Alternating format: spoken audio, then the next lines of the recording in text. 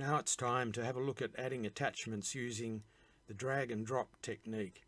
So again, we've started a new topic, we've entered in our subject line and we've typed our message in the message box there, and now it's time to add our attachments. So we need to reduce the window down. Let's say we bring it down to half size, and we notice that our forum gets all scrunched up in the middle. So to make some more space, we go up here to these two little buttons, the collapse restore left panel, and I'll single left click on that, and the left panel goes away, and then I can collapse the right panel and that goes away. So that gives us room to work. Now we'll select the files that we want in the same manner. So we single click on one. If we want more than one, we just hold down the control key and select the ones we want. So we've selected 4 files there, and then we grab them by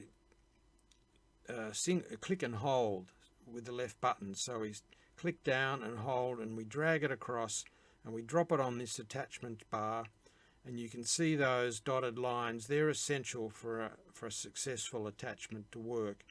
If they're not there, it probably won't work. So then I release there and the attachments load up.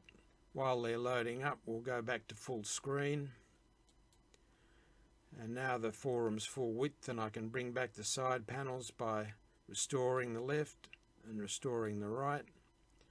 And again, we've got our message all in, we've got our attachments loaded, we're ready to post, so we'll post our message. And here's our completed message. There's our text and our 4 attachments, 1, 2, 3, 4. So which method you use, either the file selection or the drag and drop, they both do the same thing. It's just a matter of preference.